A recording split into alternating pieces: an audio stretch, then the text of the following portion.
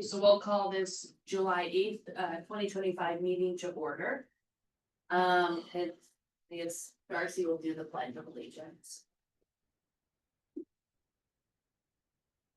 I pledge allegiance to the flag of the United States of America and to the republic for which it stands, one nation, under God, indivisible, with liberty and justice for all.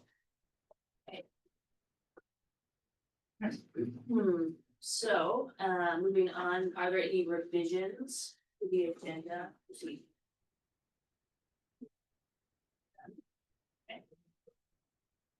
Is there any public comment? I didn't receive any public comment, and I don't believe we have any emails. So. Okay. Oh, and that follows correspondence as well. Okay, so we need to do the approval of minutes for the June meetings. I move we approve the minutes as presented. I'll second that. Okay, so motion was by Darcy, seconded by Shannon, all in favor. 3 and 1. Okay. Yeah. Thank you. Do not have a student trustee report. We gotta work on that. And we do not have a WEA, WCEA update this evening. No. Okay. All right, so we'll move into our discussion and action items. The first one is a WHS expansion owners representative with Blue. So. Ask the people to unmute. Hi guys, can you hear me? Yeah. Yes, Blue. Hi guys, sorry I couldn't be there this month. I am out of town and hope everybody had a good 4th. And I will just jump right into the July update. Are you guys seeing the document for this month? Not yet, but I'm about to pull it up here. Okay.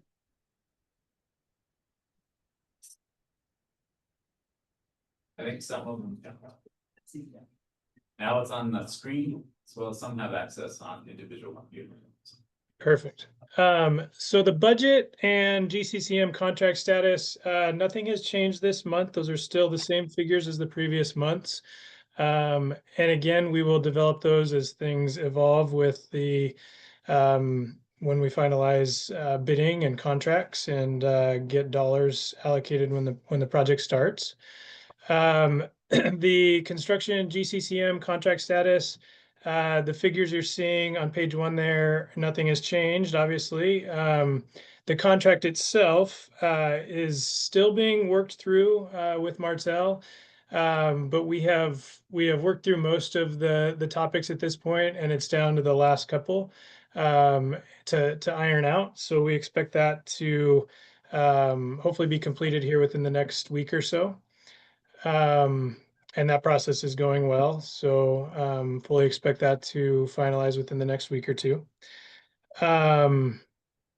Jumping down to current schedule milestones on page 2, that is also the same as last month. And you're looking at the kind of key dates and goals that we have for some of the design and bidding, as well as construction phases and timeframes there. We'll talk a little bit more in depth here in a second on the phasing, but that milestone section is the high level milestones are still the same. And then jumping into the key monthly updates. Again, these are just, there's a lot of design and background work occurring that are hard to convey with visuals. But that key item number 1 there, we talked about the GCCM contract progression and where that's at. Key item number 2, we've worked through and kind of discussed and evolved a site logistics site phasing plan.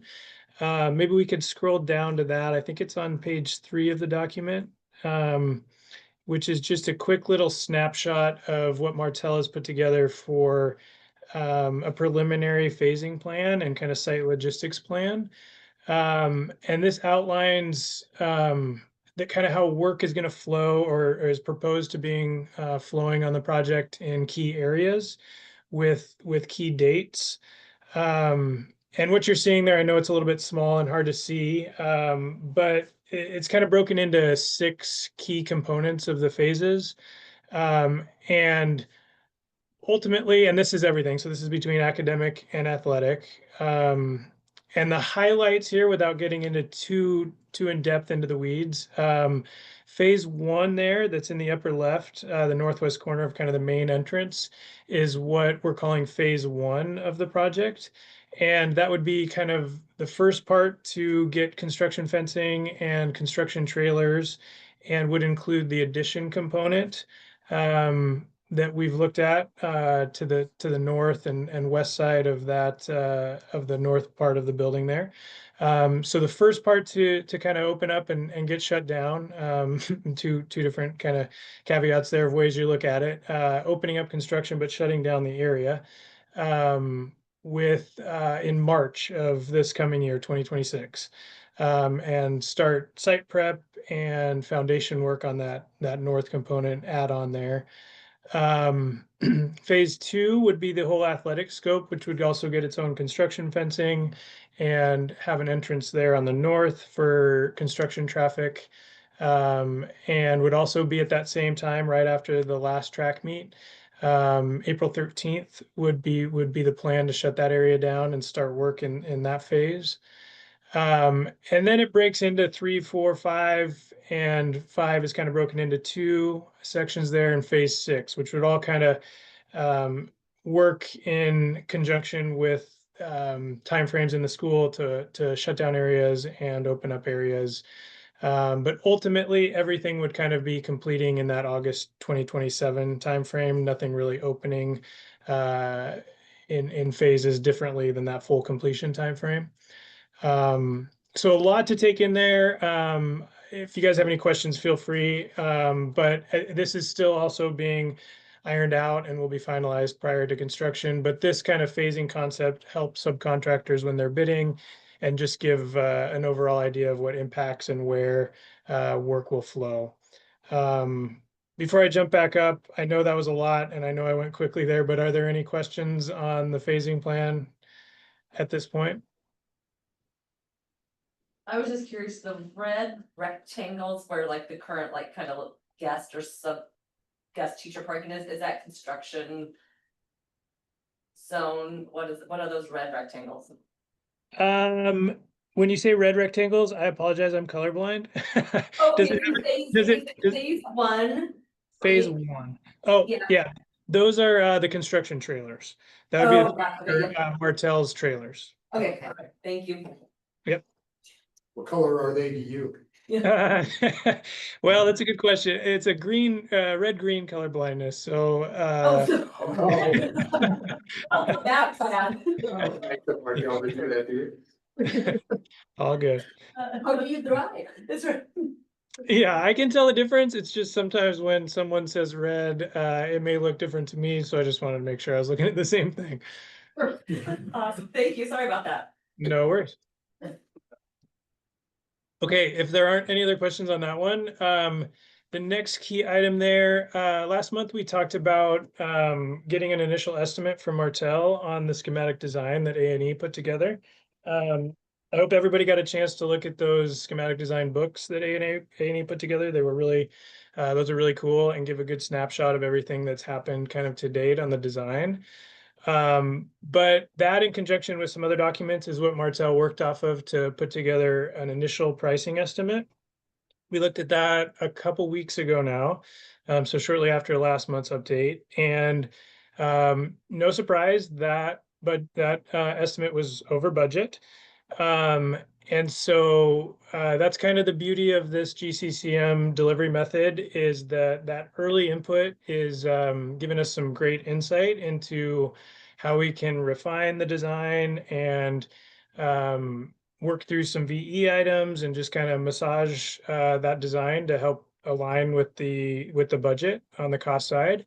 So A&E has already done that, and they've developed some revisions, and Martell is in the process of pricing that currently, and we are scheduled to look at that again in 2 days here to see getting closer to the budget and making things kind of overall fit the programming a little bit better. So things are still being worked on there and more to come. This will be an evolving process as the phases continue through design, but that is going really well between the team and everyone's working together to get that all aligned.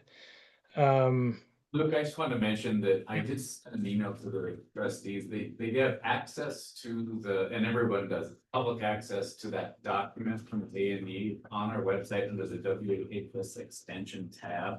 So that you can go there now if you want to. It's there under that tab. It's a booklet that describes where we were at that point. Perfect. Yeah, it's a really great document that A&E put together. Gives a great snapshot of that whole design process and where that schematic design was. And does it include that latest development on the design, or is it just the schematic design book? It's a schematic design book. Perfect. Yeah, so things are continuing to work. I mean, it's almost a daily process as that evolves. So, and we'll continue through up until bidding so that the ultimate goal is we have a very comfortable and confident position before bidding that the design will align with the eventual bids, and that all gets worked through early on with this GCCM delivery method. So been a great process with the overall team, great team members. It's progressing very well. And that kind of goes hand in hand with this number 4. The only thing I think to note to add to that is that amongst all of that, there's also deferred maintenance that is a high priority for the whole team of capturing things that the existing high school wants to improve upon or upgrade or fix in certain aspects. And so we are also developing that and trying to align as many of those as we can into the inclusion of this project. And it says in the notes here, that's part of the progress photos. It wasn't quite at the point where including the deferred maintenance list that we've got right now is ready for that progression. We're going through the cost at this point, so it's not included in the progress photos. You're just seeing the phasing plan, so no, want to avoid any confusion there. But just so everyone knows, that deferred maintenance plan is also part of this evolving design and working through everything to make sure we can capture as much as possible, as efficiently as possible to get the design aligned with the budget. So that's kind of high level where things are at on the expansion projects. Does anyone have any questions or comments?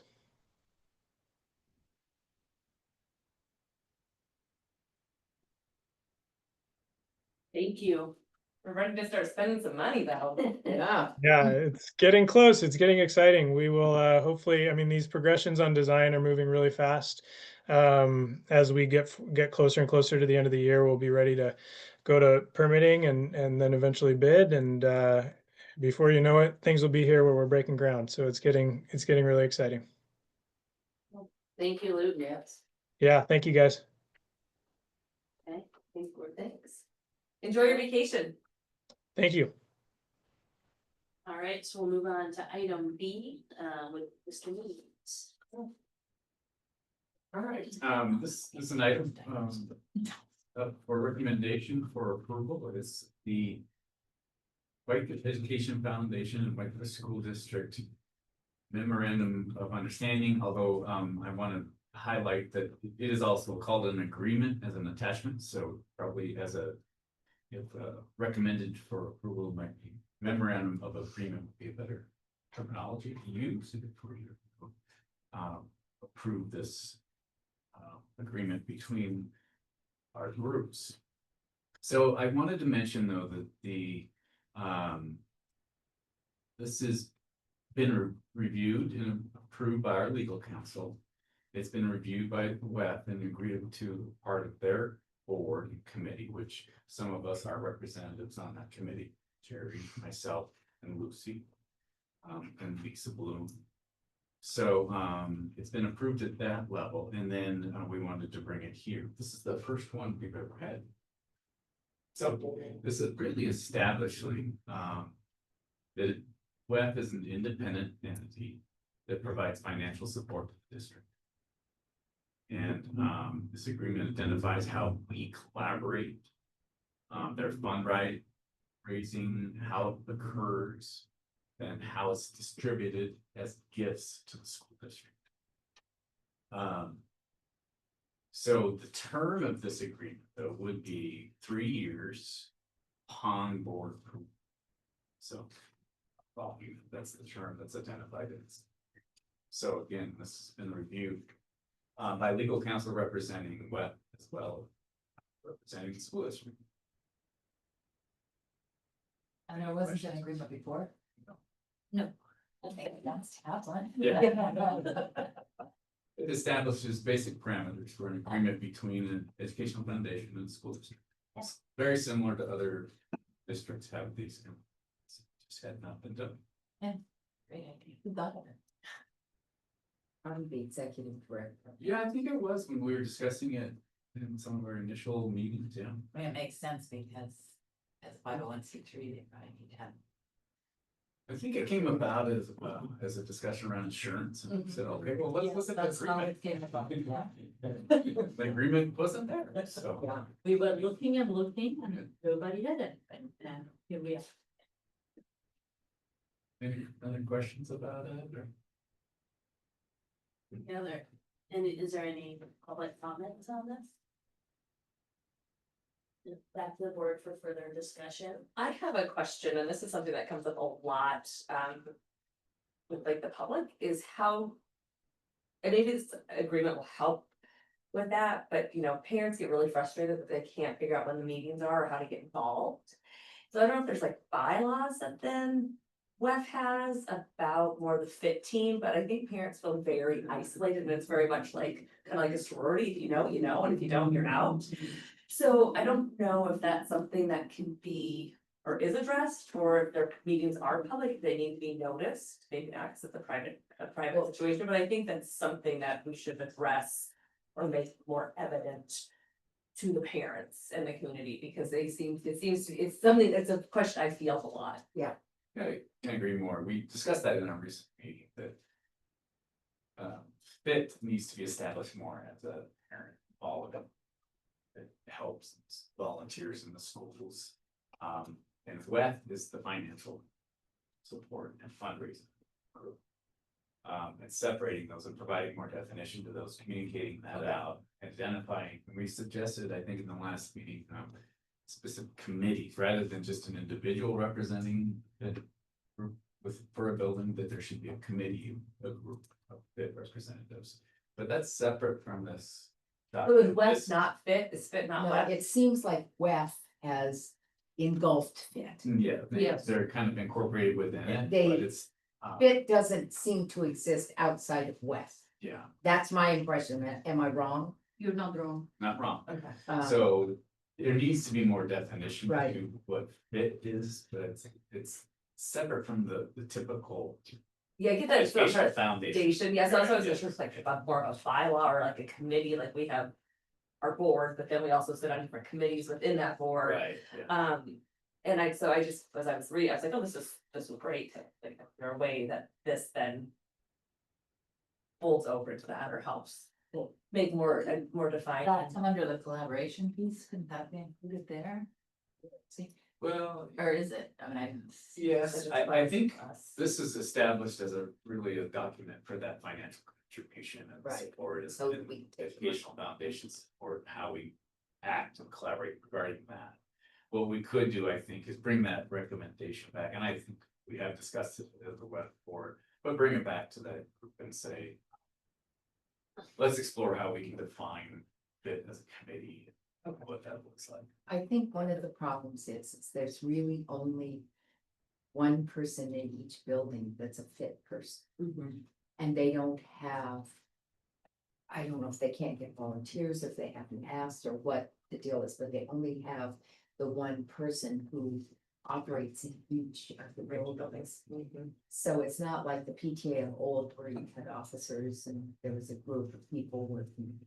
And I don't know if that's because they can't get more members involved because everyone's busy. Well, and it's also described, they do get people involved through But- sign up teams. Yeah. Things like that, but it's not really a committee or. No. Right. Group organizing. So It's once an something that they- activity Yeah, once an activity is established. then established, then they do sign up Give us- Jamie and. Give us some donuts. Yeah, So, okay, perfect, thank you. I appreciate that. I have, I guess a question, did some of this arise from, I know that at one of the fundraisers, there had been an auction where firearms had been, not for this organization. No. not for this organization, No. okay, This but, does follow Okay. the same. rules, okay, They would have, they would form us those, okay, fundraising efforts, yeah. Okay. Get approval from the principal, if it's specific. so it has to go through the Mhm. school for. Any other discussion? Is there a motion? I move we accept the MOA as presented. I'll second. Okay, motion by Darcy, seconded by Brady. Jerry. Oh, Jerry, sorry. Okay. So, Yeah. all those in favor? Everybody, thank you. Okay, moving on to C, the Glacier Twins agreement with Mr. Mead. Okay, this is an agreement that you've seen before, and it's very similar to previous agreements. There's very little change in this agreement for this school year. It's an agreement for the, we're recommending approval for this agreement with the school district and the Glacier Twins Stadium at Memorial Park. There is one change that we added this year that I believe this was added in this one, is the Whitefish Middle School 7th and 8th grade football games, whether field conditions permitting, would be allowed to participate in this agreement. That is indicated, I think that's an addition this year, but other than that, everything is the same. This has been reviewed by our legal counsel in the past. It's an agreement we're recommending for approval. So once the fields have been built, we won't need this anymore, right? Correct. So this is just a 1 year. The 1 year agreement, and we typically do it during the summer like this. Any other clarifying? Question? Any public comment? Back to the board for a motion or further discussion. I find it curious that it mentions weather and field conditions for the middle school, but does it mention them for?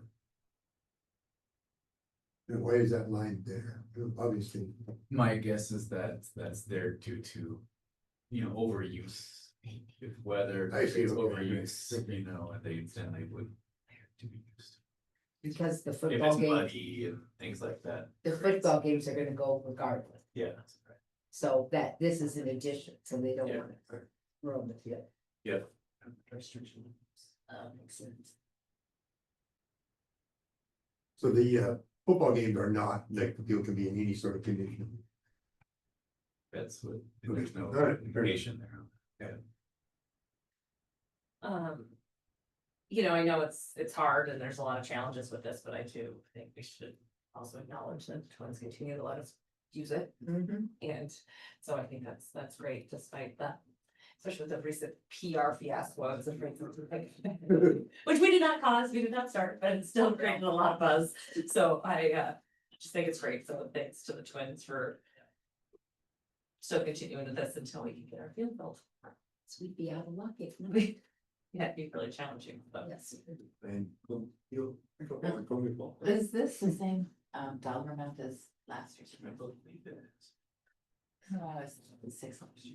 Is It is 6,000 for the rental, and then they're asking for additional $1,400 for maintenance. And that has always been included in there, so it is the same dollar amount.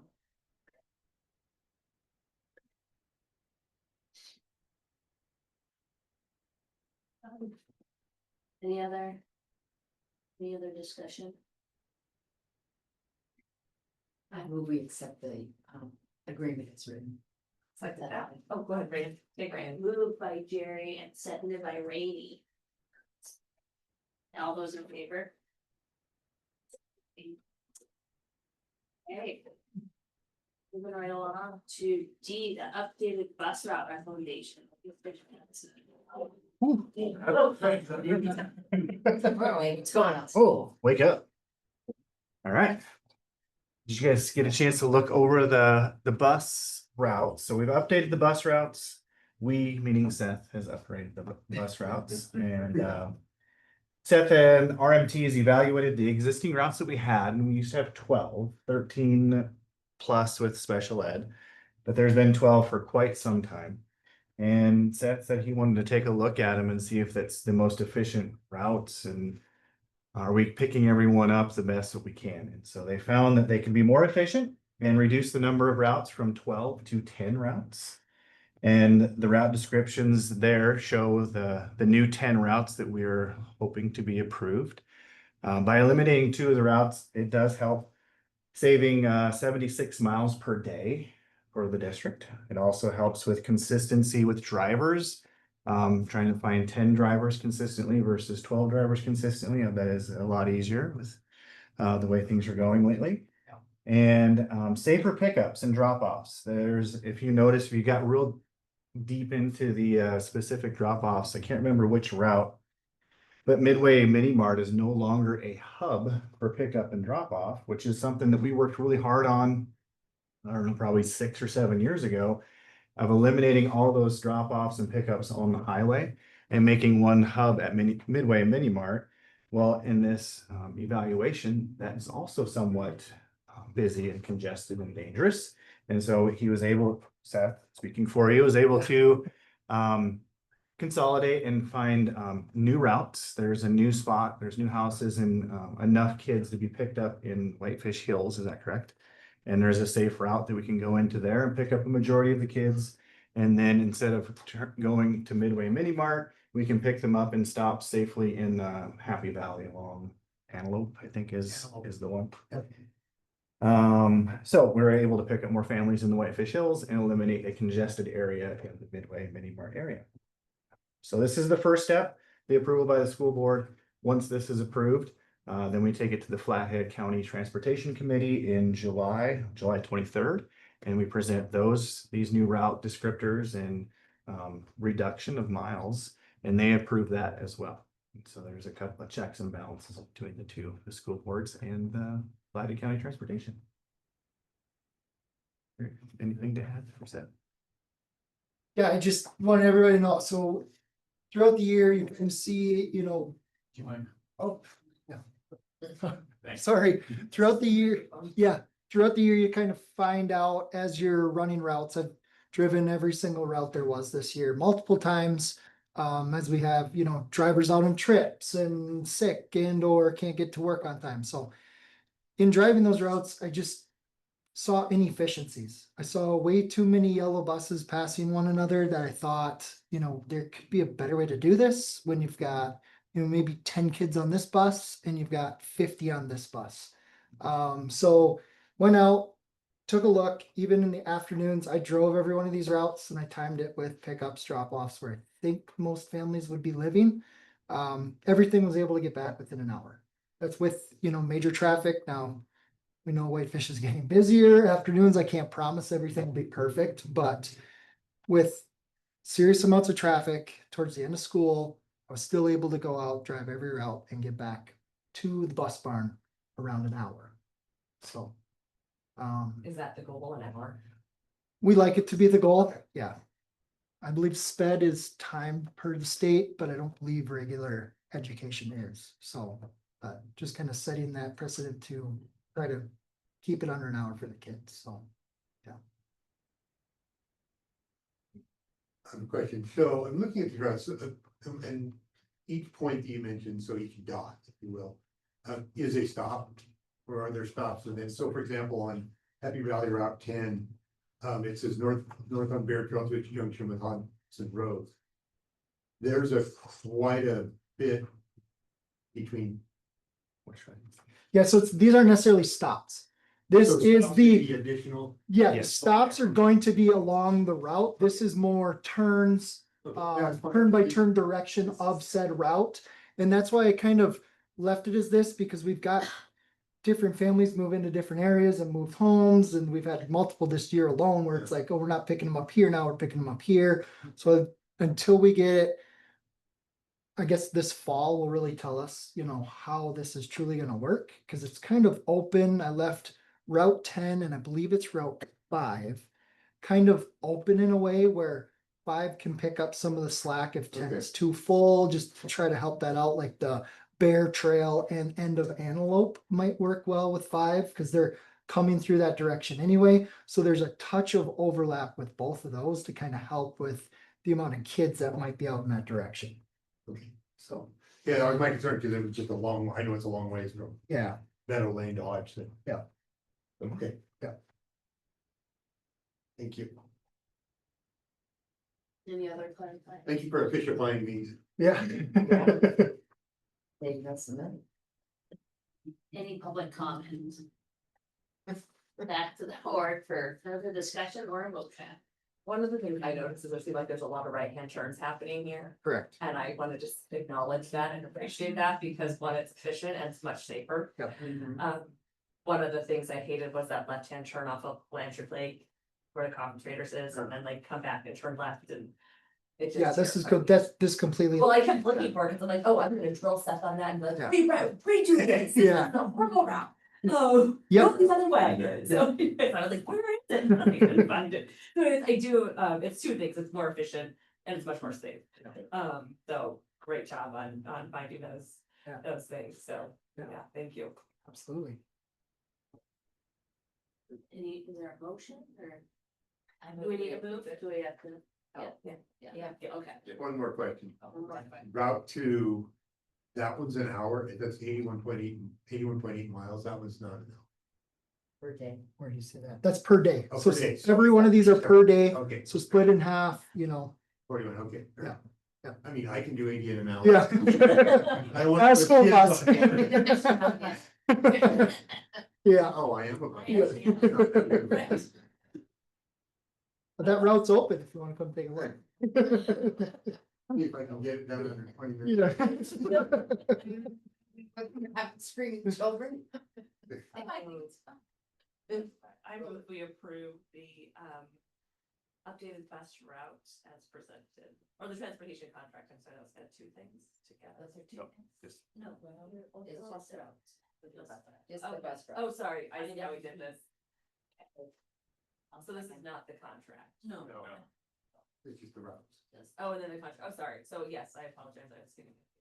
I move that we accept the updated bus routes as recommended.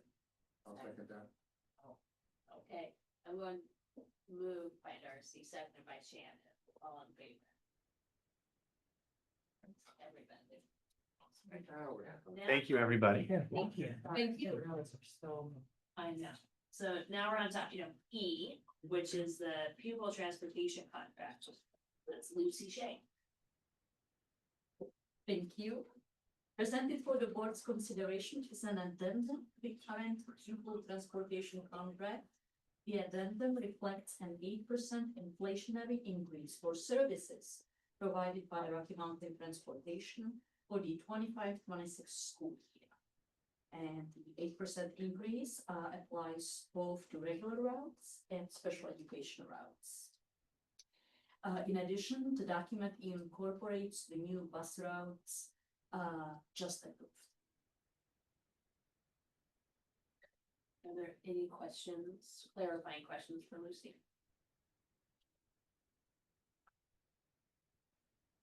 What changes, aside from the routes, or not, and is pretty much the same, The cost change. the cost, of course. So the cost and description of the routes. So Lucy, under payment, regular routes. Mhm. Is this kind of set fee, this doesn't go like hourly, like special ed. When it comes to That's the correct. fees? Yes, so we pay the regular pupil transportation contract in 10 installments, 10 monthly installments, and each installment is the same. And then SPED, special education busing is charged per actual trips. Okay, because it differs. And it was at the $101.52 an hour includes the 8% increase.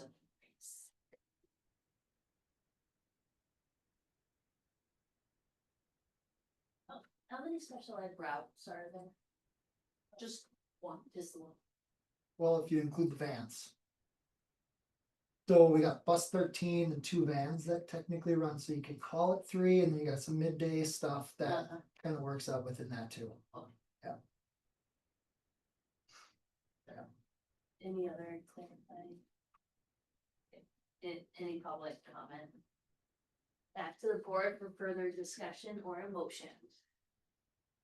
I move we accept the transportation contract as presented.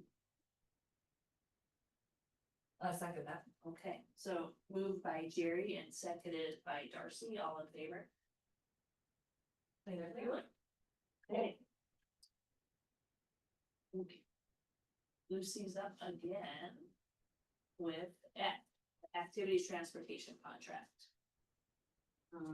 Presented for the board's consideration is an addendum to the current activities transportation contract. The addendum reflects an 8% inflationary increase for services provided by Rocky Mountain Transportation for the 25-26 school year. In addition, clause regarding mechanical breakdowns is revised to state in the event of a bus or charter mechanical breakdowns lasting more than 1 hour during a trip, the district will not be required to compensate the carrier.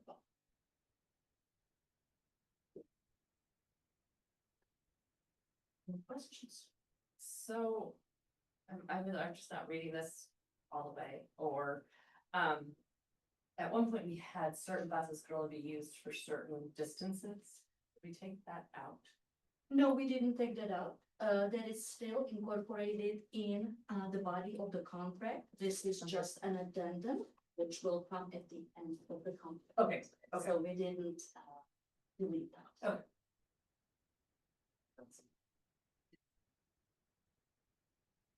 Any other questions for Lucy?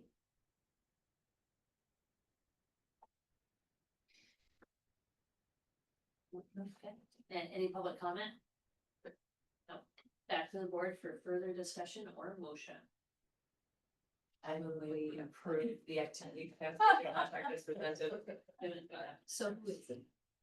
Darcy, And I'll say, and seconded by Rainey, all those in favor? Everybody. Lucy, I'm trying to get us out of here I- in 20 minutes. From your direction.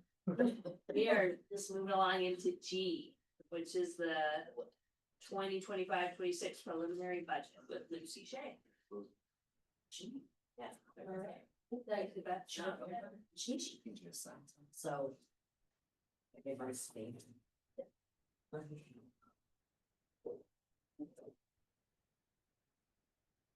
how long did it take you to do this? Weeks. Sure. I work on this over several months. I do not want to know how many hours. I don't wanna know, but it's over several months. So thank you, Dave, for bringing up that 100-page document. It's really just 99 because 1 is the cover. So I was able to squeeze it into less than 100 pages. Okay, but you know, all kidding aside, this is a serious document, even though this is just the preliminary version. You will be voting on the final version of the budget if any changes are incorporated at the next business meeting in August, as required by law. So when we just scan over this document, you may have noticed a slightly different format to the document than in the past. Mainly the inclusion of more historical data, which I thought would be to set the stage for all the stakeholders out there, hopefully reading this on their on the beach. As a plane. You notice that the way the document is structured, it starts with that already mentioned historical data, and then we go into the weeds of the 25-26 preliminary budget.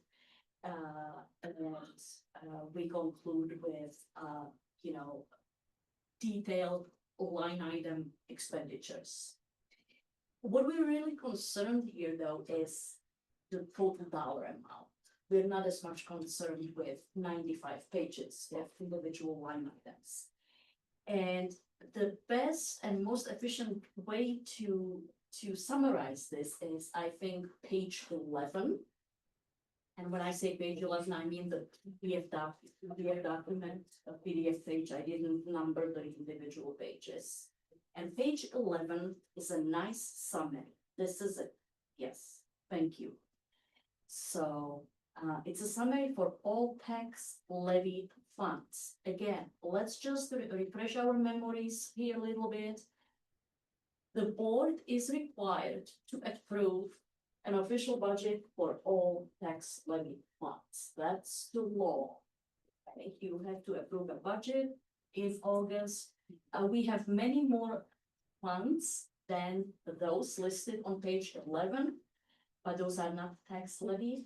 So we can only spend how much cash we have in those funds. So just a little refresher for those of us who are newer on the board. So page 11 shows the preliminary budget column, which is in bold. And as a comparison, I also included the 24-25 budget numbers, right? So we have this baseline. We look at this and say, well, what's happening?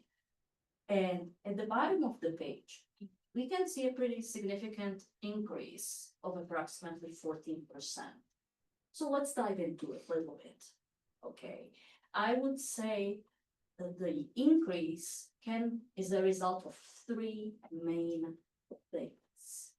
One, the passage of the bond back in the fall will now result in high principal and interest payments in debt service fund, in the high school debt service. So we have new debt that we took on. It's time to start paying for it. Year 1 out of 20. Okay. So those principal and estimated principal and interest payments estimate them to be approximately $2.1 million. And that's what increases our budget tremendously. Okay, so if you look at that 14% increase translates to about 3.7 million increase. Of that 3.7 million, 2 million is just pay for this stuff. Okay. Do you expect it to be that high in the first year? Is that right? Because they won't draw it all out the first. When do we start paying on it as soon as they draw it? Are we only paying, right? Because we have $36 million, but it should take about 2 or 3 years for us to fully use all that. Yes. So is this for this first year, $2 million? Are we expecting that then to go up in year 2 and 3? No. Okay. The way the amortization schedule is structured is that the taxpayer will not experience ups and downs in the debt service fund from year to year. Okay. So it's leveled out. Okay. Okay. So it doesn't matter how much we've drawn or not drawn. It's just always the same amount. That is correct. Okay. Plus or minus, it should be pretty low. Okay. So that was number 1 reason. Number 2 reason for the budget increase is the general fund. You can see both the elementary and the high school general fund show an increase of 6.8 and 5.8% respectively. Now, why is that? We know that the general fund goes up every year. We know that, right? Because we get those inflationary increases from the state every year. And hopefully with our enrollment being stable to go up a little bit every year. But what else happened that was significant this year? Starts Starts at AA. I'm assigning rates. The STARS Act doubled one of the crucial components, funding components in the general fund. And that component is called the quality educator component. That component is now double compared to what it used to be. So roughly, instead of $300,000 that we should have received, we will be getting about $600,000 funded from the state. Okay? So again, we know that out of 3.7 million total increase, we had 2 million in the debt fund, and the general fund is now 1 million. So between those two, we've already accounted for 3 million out of the 3.7 million. Above, roughly, okay, those are the biggest pieces. And the third one I would like to draw your attention to is the tuition funds, number 113 and 213. You may remember back in March, when you voted on permissive levies, you approved an increase in permissive levies for these two funds. And what was the reason? The reason was to pay for tuition for Whitefish students attending other districts. And this is a result of the legislature 2 years ago. HB 203, House Bill 203, which made it a law stating districts have to charge each other for students attending out of this. So in order to pay for those kids going to Kalispell and Olney and Evergreen, we have to pay those districts, and that money comes out of those tuition. So those are the three major changes that that are included in that increase that projected. But we didn't vote on that in May, did we? That wasn't a levy, we didn't. No, permissive levy means it doesn't go in front of the voters. Permissive means the board votes on it. Okay, Or the vote, oh, that, I'm sorry, I It's got the confused. opposite of the way it sounds. Well, when you said we voted on it, I thought Exactly. you meant like the voters voted on it. No. Oh, that's gonna, Mhm. that's gonna confuse. No. public. Oh, yes, Yeah, yes. just- Yes. Oh, well, I'm sorry, and we receive funds too. Right. And we receive that. Does that go into the tuition fund? When we- No, so you would think it would go to the same fund, right? We- Me too, but no. The money we receive from other districts, which is, by the way, more than we pay out, because Whitefish is a popular district to go to, that money is deposited in the general fund. And what happens in the general fund, we decrease tax revenues by that amount. Now, it sounds like a good thing, but it's really a wash, because somebody else is paying for those taxes that we collect. So it's just A lot of paperwork. a lot of paperwork. You know, it is, my opinion, not just mine, that it's just a lot of paperwork, as you said, Darcy, for not much.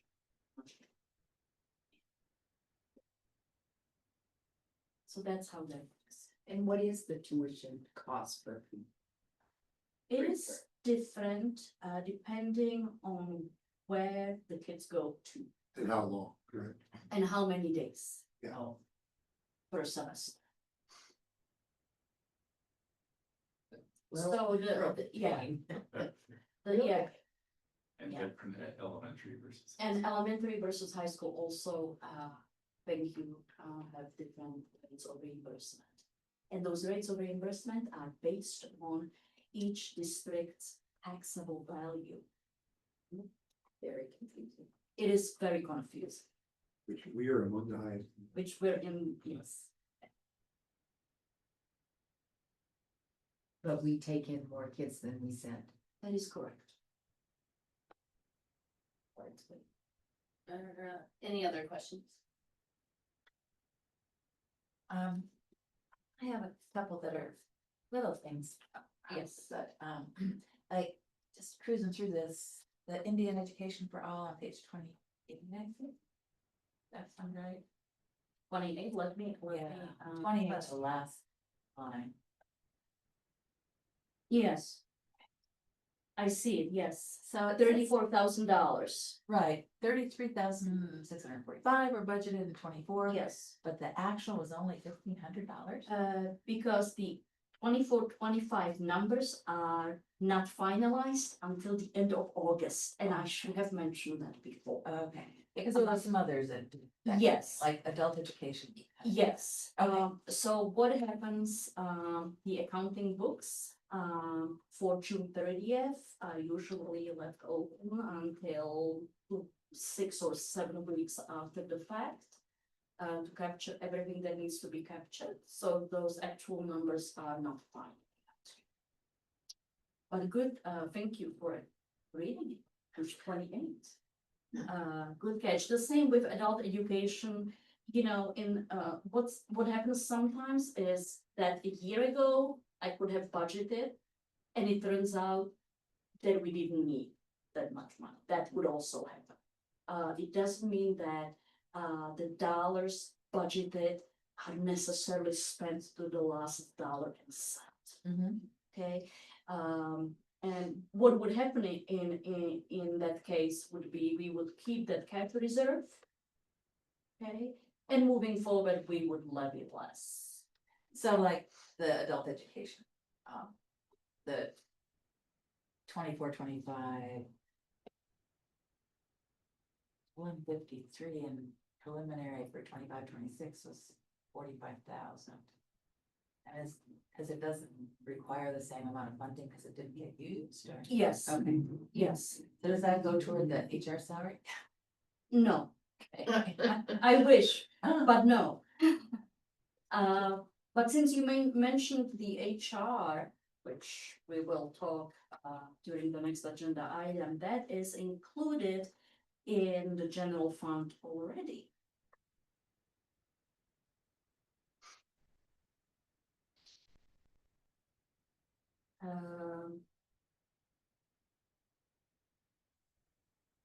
And if nobody has any other questions I have about one HR, quick question. go ahead. Sorry, Lucy. I remember last year we spent a lot of time talking about extracurricular expenses. And especially, you know, because we continue to do well, but I know there were some changes, especially in AA about not having as many tournaments. Has that trickled down to us yet? It doesn't look like there's been many changes in our, No. It's not trickled down to us yet, unfortunately, and if you look at the extracurricular budget, which is in the high school general fund, it keeps going up. okay.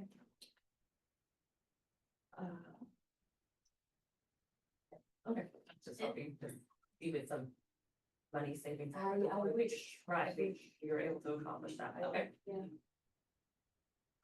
Any other questions? Lucy?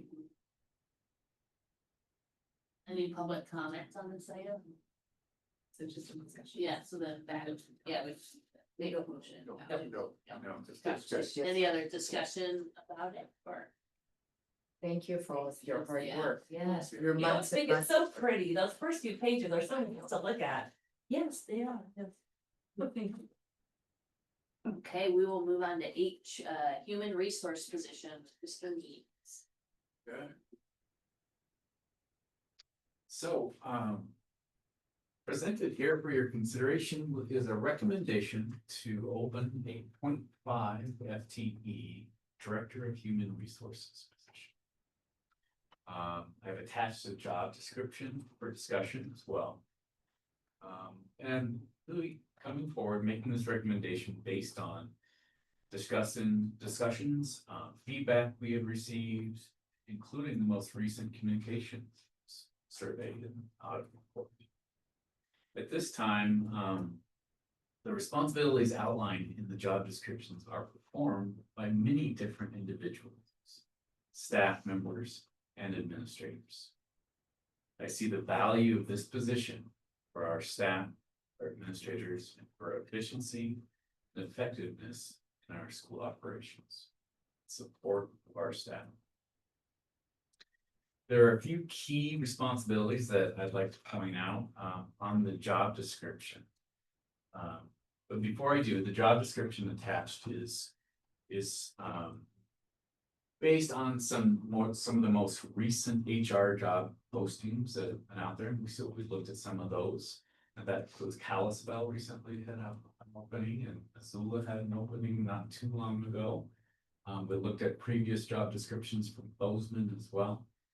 But I would say the majority of this is taken from some of those job descriptions, looking at those components and what fits for us and our needs. Also, the legal counsel reviewed this job description as well to this. Again, it's just a draft, but it just describes some of the position descriptions, components, some of the key components that I'd like to address on job responsibilities that I think are going to be helpful. Of course, the first one, providing leadership for the district in human resources and labor relation functions, and advising administrators, the superintendent, and the board of trustees of appropriate human resources and labor relation procedures. David, That's before the we primary. go to those, can we start on page 1? The arbitration. Sure, yeah. Yeah. Can I just, Good so question. I had a couple of questions. One is, the first paragraph just talks about facilitating student development, via providing human resources for the district. But the second part, I wonder if that's necessary. Yeah, it's a good point. I mean, it may not be necessary in this advertising section. It's a typical piece of our advertisements for all of our positions that we advertise, and you're right, it might not apply to this. I was thinking the same thing, it Yeah, makes it yeah. sound like we're Yeah. seeking an indicator. Yeah. Yes. We're kind of not. You're kind So of that- more manager. You want Yeah. a manager, not an educator. Yeah, Right. this is a draft of our general thing we put up for almost every position, so that's why it's, but you're right, that's a good. So that Yeah. probably, That probably would not be in there. That first paragraph would be. right. Yeah. Yeah. And then under summary of assignment, some HR positions define that the HR, and maybe this is supposed to be inherent in this, acts as a liaison between employer and employees to help ensure jobs are done safely and effectively.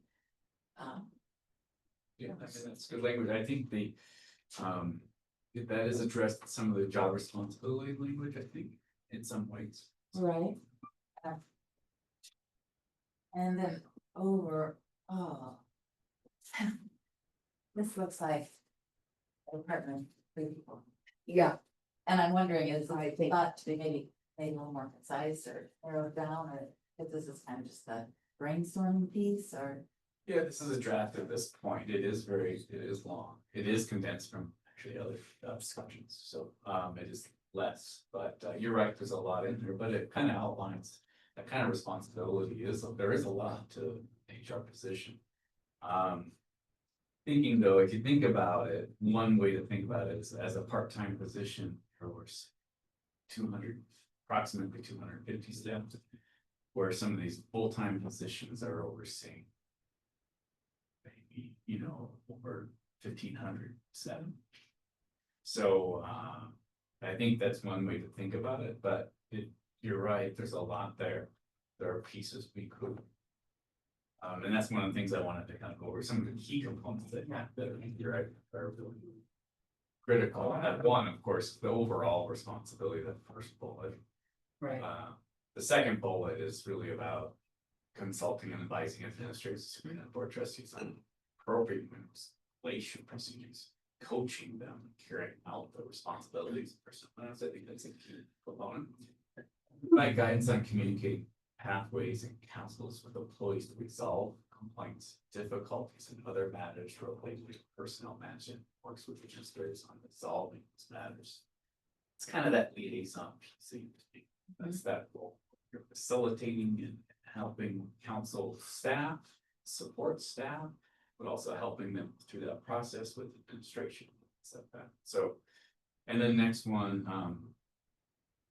I think that stands out as, developing, assisting, and advertising all position, drafting a recommendation for hire agenda item for the board agendas. Sorry. Yeah. So back to the fourth bullet, Yeah, that seems probably not necessary, maybe. What's substitute management? You mean getting substitutes for classrooms? So substitute management would include applications for substitutes and reviewing those applications. But doesn't that just fall under hiring? Onboarding. It could and be, all that yeah, good it wouldn't stuff? have to be in there, you're right, I mean, that's a good point, but. The real component there is supervised human resource program, other program staff as assigned, so some people may be. Facilitating this person's role too, right, so we have secretaries and staff that might carry out some of those responsibilities. So some kind of supervisory statement has to be included in there, so that Right. it demonstrates that it's an administrative position. Okay, so that would fall under other duties as assigned by the superintendent. No, a component of any administrative position is you have to supervise somebody. Right. But they don't have any real direct, I mean, this is a. and does Lisa supervise people? She does, actually. Directly, okay. It just seems like. Who does she supervise? Gifted accounting program, staff. She's their only supervisor, like if they had a problem. Administratively, they would go to her and they would. go to There are them. multiple supervisors and multiple components, so sometimes, and it does occur. And so that's what would occur in this kind of situation too, as a human resources person, they may ask somebody to carry out their duties, and so that person for different parts of their job may have a different supervisor that will meet with them. So, like, wouldn't Josh or Carrie or ever have to be part of that decision making process? No, not necessarily, I would be the administrator for the HR person, Right. they report to me. I'm speaking to like, if, for instance, the district office secretary performs a lot of our human resources functions now, the human resource technician components of that. If there was a specific piece and responsibility that they were carrying out during an evaluation process, that person would be a part of that evaluation, because they would be evaluating that member on that responsibility. But the ultimate authority for the secretary is, say you, Yes, but Okay. yes, and it just, I think chain of command is. it is very much so. Very much. It just seems like maybe the hiring, advertising, hiring, onboarding. Exit interviews would all be one. Responsibilities and so. Pretty bullet points, so it's not so overwhelming to look at. Right, Yeah, you certainly Right. could combine those. The reason I didn't, those are the ones that are recommended by Darlene. In her right, but they're reports. all Yeah, I, basic, you know, I just, Yeah. for simplicity sake, this is really extensive, I mean, it's very thorough, Mhm. but, Yeah. I think it'd be worth. combine Assigning some of those, yeah. yeah, I agree. Yeah, we could make it much more succinct and better some of those, but we wanted to get those key components in there that felt necessary. Right. Yeah. I mean, this might be under the preferred qualifications, the number one's administrative experience and certification at the K-12 building or district level. And I understand how it's preferred, but I think that.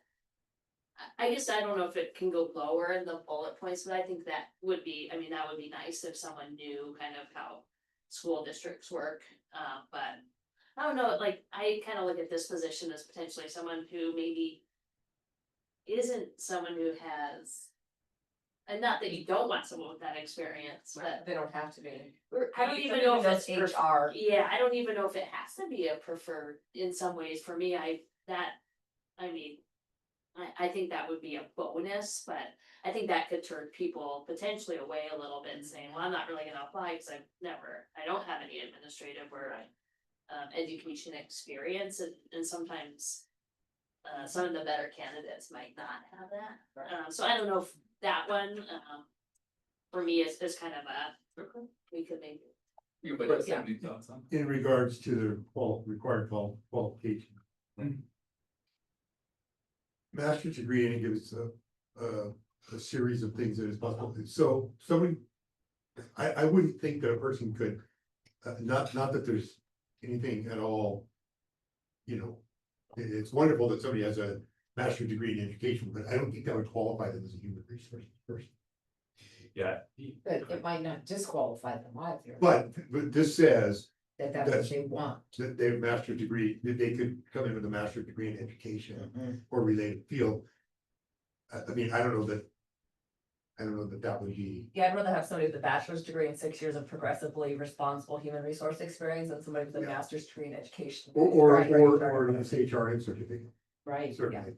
Um, I agree. So I Along with the do master's agree. degree in SHRM certificate. would be- as we talked about human resources, Yeah, very this itchy, this right? is a very specialized thing. Right. For sure. I agree. Yeah, this is, again, this is following what others have done, other districts and how they advertise their positions. Master's degree in business administration. That was common in each of them. Right. Well, but that's So how business Business administration. administration makes a little more sense. Yeah, and human resources makes sense. Makes sense. I'm just not sure that if they. And then maybe the education or related field not on there, and then Yeah. or bachelor's. Well, it could be education taken out and say or related fields. Yeah, Yeah, I think we gotta get rid of education. and I really think that we should potentially list SHRM. I mean, a related field could be education, and if they were the perfect candidate. Yeah, That would be great, but to say, yeah, I mean, because if they had a master's in education and they've done HR work, great, sure, yeah, yeah, wonderful. So I'm But gonna this say- is just such a specialized thing. yeah. It's like hiring a mechanic. person And I would with- say, like, as far as an order goes, you want a master's degree in human resources, comma, business administration. Or this would be alphabetical, but I mean, we're hiring for an HR person, so ideally you would have a person Exactly. with a master's degree in human Human resources, not resources business and business, administration. Yeah. Yeah. No, I like that. Human resources first, business administration next. And then I think under where it says bachelor's degree in instead of related field, I don't know if we just want to list those things again or bachelor's degree in. Yeah, because you can have a bachelor's degree and be working in human resources, right? Mhm. Yeah. So, yeah, I think. Is related field, I'm sorry. Long. A bachelor's in human resources. Well, just, do we need to say in a related field, I mean, or do we, I don't have a problem with that either. You just take in related field out, you mean, and say bachelor's degree in a business. I, 6 years progressive responsible human resource, I'd be okay. I think you have to keep related, I would keep the related That's field in fine. there, Okay. only because You you said know it that. above, and in that way it does, like it would cover, I have a bachelor's in human resources, or I have a bachelor's in, Yeah. Business. or hotel management. I don't know, but, So. Are we good on that part of it? Yeah. Okay, so I was just gonna go to preferred qualifications again. Is that kind of consensus of others? Are you thinking that if I'm hearing this correctly, the administrative experience, either move it down or eliminate it? What's your preference? I think we could I think we can, eliminate it, and I don't. I mean, it is preferred, so. You could say administrative experience and or certification. Because you could have administrative experience that had nothing to do with schools. Yeah. You could be an Mhm. administrator at the hospital, or you could have been an administrator at a large you company. could just say Yeah. administrative experience. Yeah, that, we And could take out leave the it at that. certification at the K-12. And move it maybe down. I'll move it down the line, that's not her first. Okay. Qualifications. I'm curious about the managing budgets. Mhm. Why is that a preferred qualification? The what? Experience in The managing last, budgets? the last one. Oh, yeah. So as an HR person, budgets really, I mean, they need to know about maybe personal finances to help staff figure out how to maybe save. Would they Money be versus- responsible for an advertising budget, for example? We say we need a position. I would still sub. Here's You would still do it. where I think that comes in is in planning for human resources throughout your district. You need to look at the budget in order. You need to understand what budget is available and how it works. In order to. So whether the managing is a great word. I don't think for So, managing, that's but just- I mean, they that's don't loosely, manage. we want loosely to have experience in Experience in management. consulting. Or If you want experience in them, understanding budgets. understanding and. Or I just don't know if that's, I- I think I we take personally it out. would drop it. Yeah. Yeah, I think I would, we take it out. I would drop the point. I don't think they're gonna manage budgets. No, When they lose even. I know, well, if they want to consult with Lucy. Lucy's like, woohoo! And I think if they had demonstrated leadership ability and general knowledge, the second bullet, we wouldn't need the one about innovative and responsible leadership. They've already developed or demonstrated leadership. I see this, the bullets as it for that are, and not, like, we don't. We're not gonna find the person that has all of the preferred qualifications, but Right. but somebody could rise to the top if they had to do one of these. So But you don't think it's redundant? No. Cause they're providing innovative and responsible leadership, and the upper bullet says demonstrated leadership ability. Right, Yeah, Yeah, I think they do say the Same similar thing. things, they are kind of the same thing. Yeah. I would agree with the reading on that, I think you probably just need One one. or put some of those words in the other Into one. the other one and have one bullet. Working on It our does solve conciseness. issues and problems.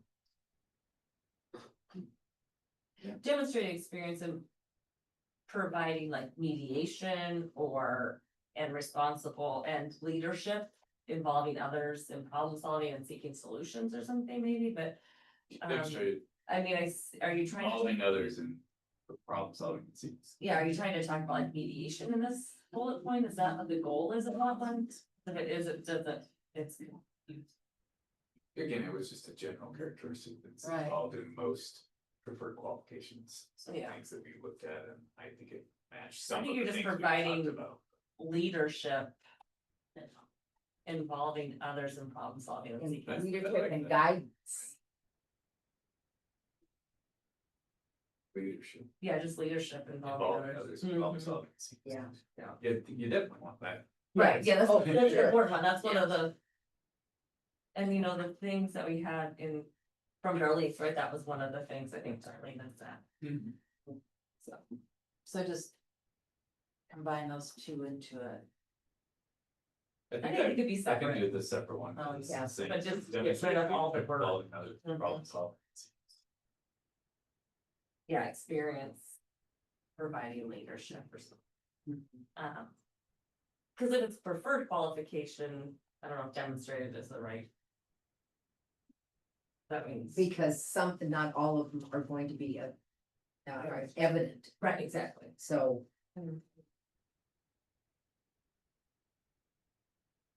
And then just trying to consolidate the job responsibilities was, I can work, we yeah. can work to consolidate, and some of them are redundant. You Yeah. can see that yeah, They I- are, I guess when I looked at it, my automatic reaction is, who in their right mind would apply for this?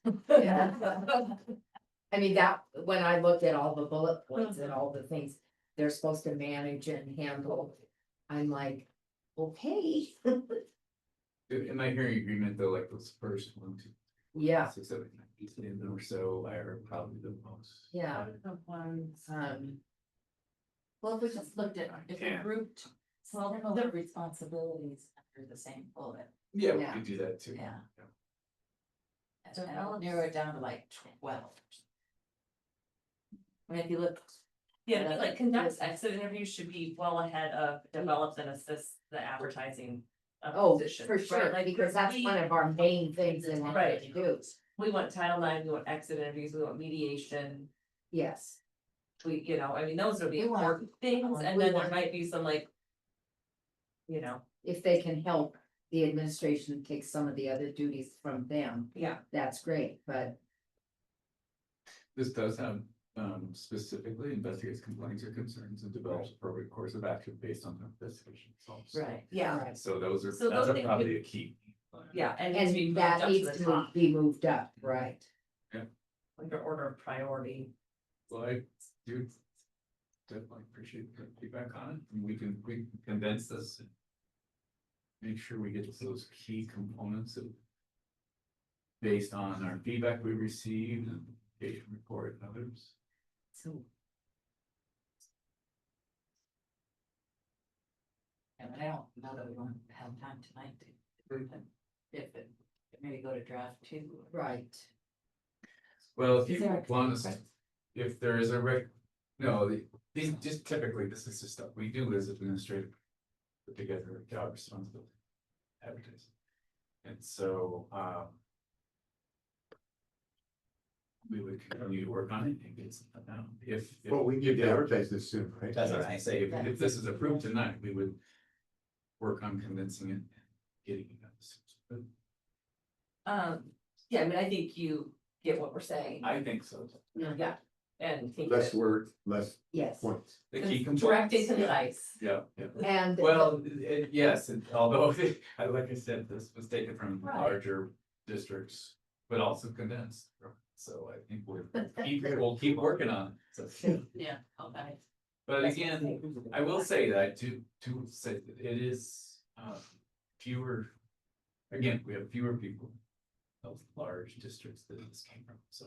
Right. And that's why those responsibilities that are like larger districts. So, when would you expect to maybe have another draft of it? I don't think we'll see another draft, We because won't. they have to advertise this position soon. Right, we need to get it advertised. Yeah. I mean, would you like to see it, go over it with Dave, Well, or just look at it? I guess I'd like to see it. Because we're part of the process of that HR changes. And it wouldn't have to be in person. You know, it just got circulated. You can't do that. Not with the trustees outside of the board meeting. Can we assign Rainey the ability to look over it as a board? Can we say, can you show Ray and see? I mean, Rainey has a lot of experience with Right. HR, and so is She- it as something we could definitely. say like, hey, communicate with Rainey and that way we have another trustee looking at it prior For to sure. going out? Does Before that, we send it out. Right. does that work? And I think Brady would be a good. I'd be glad to, Yeah. with Rainey to talk about it. Cool. Great. Yeah. Before we send it out. Yeah. Yeah, I think my main thing is move the most important points up. Okay, Like investigates complaints of concern and develops appropriate courses of action. That to me is a biggie that should be moved out. You know, and some of the others, oh, yes, I got that. Yeah, that's right. yeah. Thank you.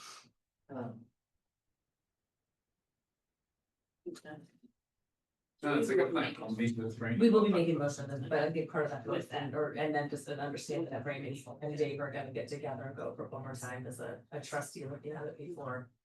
It's an out, does that work? But it would have to be. Yeah, I think, so. I'm gonna say, is there any public comment on this? So back to the board for further discussion. go on. or Everybody motion. Sounds great. Good job. I move we approve let's see, how's this? Worded, sorry, so I got that last one, the human resource position. That's what, and then with some edits to the job description and, Dave and Brady. yeah, Check it. Yes. see if that sounds good. So moved by Darcy, is there a second? Seconded by Jerry, all those in favor? Everything. Okay, we'll move on to I, personnel recommendation for hires with Mr. Means. Okay, so in front of you, well, there's an attachment. First of all, there's two substitutes where we're recommending for hire. See those there, and then the attachment is a Excel spreadsheet of what you used to receive in a little bit different format, which was a description of those who are being hired. It's the same information, but in a spreadsheet for you to, yeah, so we're recommending for hire. Substitutes listed, and then also approval of the positions of the Muldown crossing guard, custodian, special education teacher, and Muldown counselor. Great, great, we have a counselor in there. All right, are there any clarifying questions? Any public comment? Back to the board for further discussion or emotion. This format is so much nicer. Yeah. It's so much easier to just see it, you know, Yeah. you're not gonna go to all the different pages, it's, Yeah. yeah, it's much more user friendly. Very much so. Good job. Thank you. I move we approve the recommendations for hire. I second that. Okay, moved by Rainey and seconded by Darcy, everyone in favor? Everybody. Okay, J, extra duty renewals with Mr. Means. Okay, attached, we're recommending approval of the extra duty renewals for the baseball program. Questions? Any clarifying question? Any public comment? Back to the board for further discussion or a motion. I move we approve the extra duty renewals as presented. Second. All right, moved by Darcy and seconded by Jerry, everyone in favor? It's everybody. Okay, we'll move into our trustee announcements. Are there any trustee announcements? I'm just curious, we're coming up on MTSP, up on MCL, anybody? I have units. Yeah, now that you mentioned it. Yep, every October. Yeah. Well, it's a little early to be planning. But It's only July. they haven't sent anything out yet. It's usually. It does come out in the MTSPA notices typically. Yeah. So if you see something, but I will. Remember, sure, to bring that up. Was that the one in Missoula last? It was last year in Missoula, was it? Yes. It's typically held in Missoula or Billy. It's much nicer when it's in Missoula for us. And I've been in contact with Deborah Silk, so we are on for the 22nd. Helena. It is. 15 through 17, Best Western Great Northern Hotel and MTSP headquarters. What are the dates? 15 through 17. It's only June and that It's long, over and in 88 days. October. Yeah, it's saying the same. I would probably, if I'm not out of the country somewhere. I know, it's fine. Okay, November, October is my only month to get, so two. I might go. And then Deborah Silk, I think she'll be sending out a kind of like a survey to the board. I'm gonna talk to her this week, but I think, yeah, you guys sent me, if you haven't, you can send me kind of your hopes of what you'd like to get out of the meeting. And so we've already sent those, but I've just been forwarding them to Wait, Deborah. I can get out of this? Oh. No, I didn't get out, yes, or to get out. Want to have happened in the meeting. Yes, what you'd like to accomplish. Right. But anyway, so I think that it'll be good. But yeah, if you'd like to email me, you sure can. I'm gonna talk to her on the 11th, so And we're meeting again with. July 22nd, 6:15 to 8:15. It's the plan. Okay. We'll go into the superintendent and. Okay. I'll try to move through this as quickly as I can, but I have a few updates to share with you this evening. So the first thing is right now, we've got summer jumpstart still going on. We've got about 50 students who are signed up for that. We've had good attendance so far. It's going well. Except for one thing, the road work around the building. Challenges for. Gotta drop kids off 2 miles away. So they're working hard to communicate that out to parents and just keep informed as much as they can, staff and everybody. So, and that's gonna continue, just so everyone knows. 7th Street, they're gonna be working on Zoom down there. I haven't had an update from the city yet. Once we get that, we'll send it out to all. They're real worried about. Yeah, let people know as much as we get when we spread that.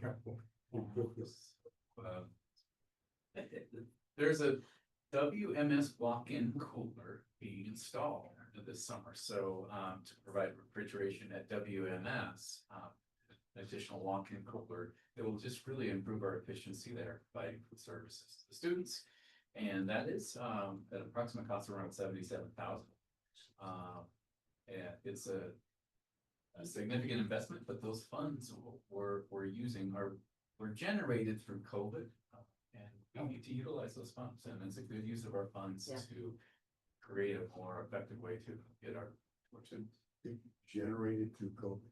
well, the way I say that, because those COVID funds have provided us an opportunity to address some things, but it also allowed us to save some funds. for other Okay, uses. that's better. So in the. Sounds like we were selling COVID. Yeah. No, we're not selling. Well, recently they. Administration, released back some COVID funds, No, I'm not. Somewhere yeah, that- which we used all our COVID funds, right? Yeah, the COVID funds have been used, but we had some savings of the Right. relation to the. They clawed back those that weren't used. Right, but then gosh, it was, There was something, but it didn't apply to us. yeah, I Yeah. figured, because we already used ours. Yeah. People that hadn't used theirs, had to give it back, and then maybe they got it back. I thought it was an MTSBA stuff, but. But. No. So then nothing is happening, coming up soon is an admin retreat meeting on July 31st. I'm really excited about that. We're gonna come together and talk about all the feedback we received this year. We're gonna talk about the conversations we've had, surveys, data, and look at our action plans and start drafting some of those in relation to all that information. We're gonna talk about attendance and attendance procedures, and we'll be discussing how we would go about that, set up committees to look at some of that information as well. Looking at the communication report that we received and how we're gonna make our next steps in discussing that with staff. Personalized learning strategies, talking a lot about that, how we're gonna approach that in our district. We're gonna talk about a plan we've already established as an administrative team. We've all agreed we're gonna be in every class, every week. So how we're gonna do that, we're gonna talk about the implementation of that in our meeting, so excited about that. We moved around some of our administrative meetings during the day to right outside of the school day to enable that a little bit more time within the school day to do a lot of things. So we're excited about that. We're also excited about something called teacher clarity. Looking into this further and how this might apply to how we address some of our curriculum approaches, and it's about establishing learning intentions for our students and success criteria. So tied to each standard.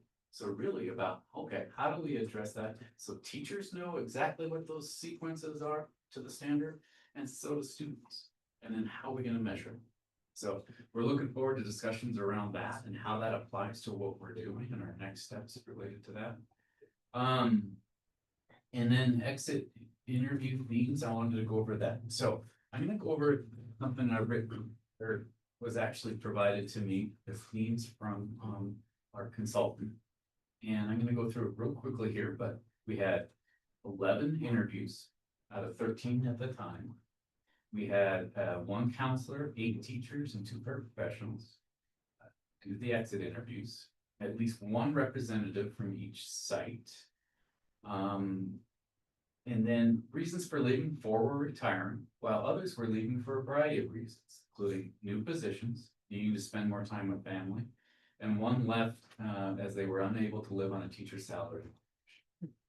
2 individuals commented they may have stayed longer if they had additional support. I'll come back to that. General themes noted as strengths in the district: programs and supports to lead to improve student outcomes that led to improved student outcomes, highly skilled group of teachers. Students are generally engaged in their academics and activities. The Whitefish community is generally supportive of schools, although affordability is an issue, especially for newer staff members. Variety of options for students. School climates are supportive and teachers work well together. Other general themes noted as growth for the district or consider more comprehensive initial training for all new staff on district programs such as iReady, Infinite Campus, and other assessment tools. Use of mentors on a regular series of training support for teachers in their first years. Certified staff indicate they would like to see administrators in their classrooms on a more regular basis. And paraprofessionals indicated that additional training would be helpful And we consider the use of OPI online options and other sources of highly qualified preparation. So those are the general themes for growth and the strengths in the district. We've already reviewed some of these in our administrative meetings. We'll be reviewing some more of this feedback along with all that other feedback we've discussed in our July 31st meeting. I've reviewed specific. I have a little bit more detail than this is the general themes. I've reviewed some of that specific feedback with some directly with individual administrators. And we've already established a system next year to get into every classroom every week. As you can see, these general notes of areas of growth, that's the general feedback. That's where we're going to be focusing. And that was the feedback of how we can get better. Well, and it goes along with some of it. We've already talked about mentors Yeah. and we've already talked about admin in the classroom. You know, and more training we've talked about. Yeah, I think, and it fits it aligned with the communications report and other feedback we've received. I do appreciate that. I feel like everything's kind of funneling, like you've gotten all this data. But it does kind of continually funnel into the same buckets at the end. And I think that that's really, it's great because it doesn't mean we have buckets everywhere we need to address and situations, but we can really hone in on certain areas for growth and keep doing the things that have been real successful. But I do think like this, positive buckets and the growth buckets seems to kind of in all areas. It's just reinforced. Yeah. Kind of, I think what maybe we've already known or been trying to talk about, but now we have the data to support the mission going forward. Yeah. So I think it's great. Yeah, and I look forward to it, this retreat with admin, just discussing all of this, trying to really hone in on it. It is there is a lot, but you're right, it's a line. So how do we Right. find those themes and try to find it, and then, okay, how are we going to then develop action plans to implement that within next year and years forward as we move forward. So, That's great. May I ask a question? You talked about the teacher clarity Mhm. and the learning intentions.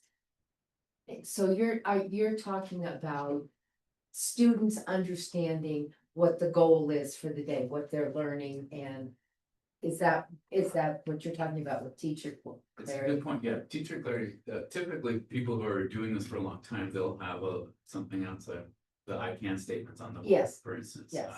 So yes, it's establishing what is the standard you're Goal working toward. Today.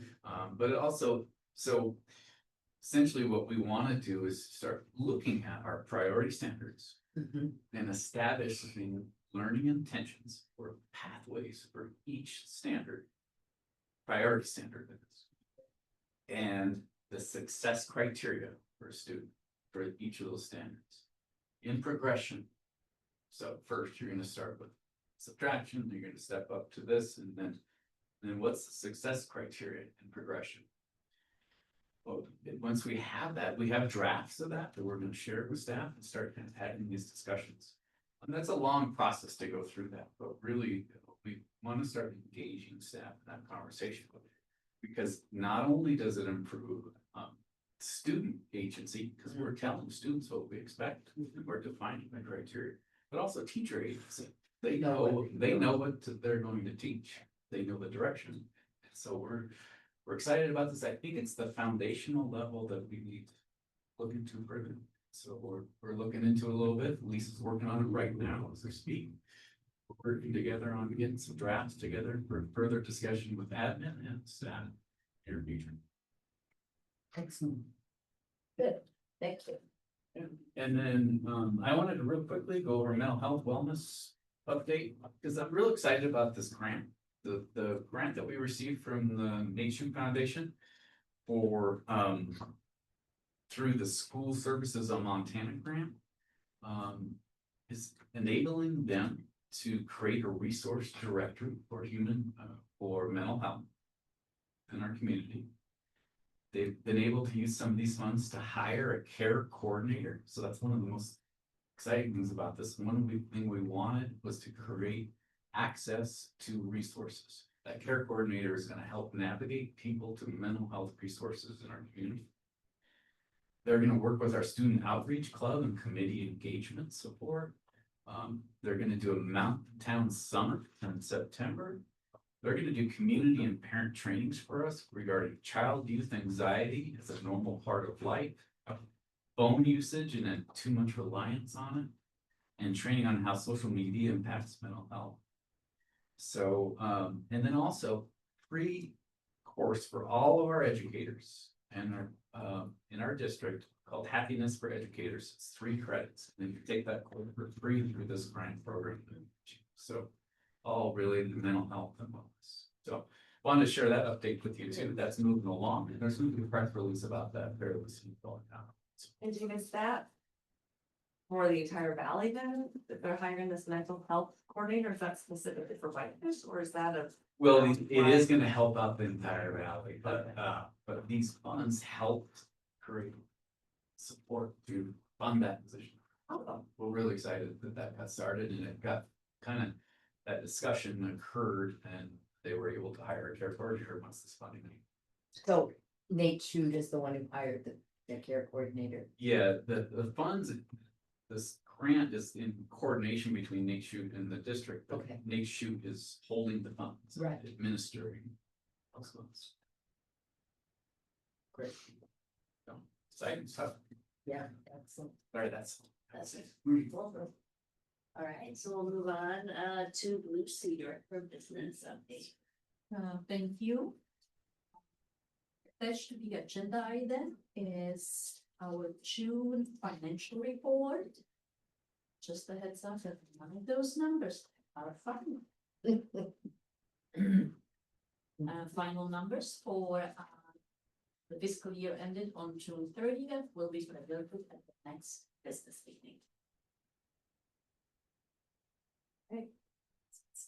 Any questions for Lucy? Okay, Thank you, Lucy. thank you. Excellent as always. We will move into the consent agenda. In public comment on the consent agenda.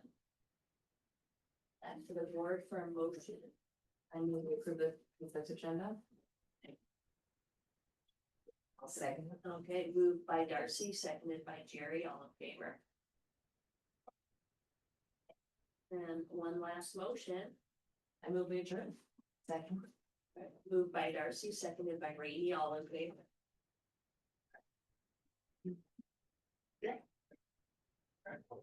Thank you. Dave, do we have another drug dog? Like just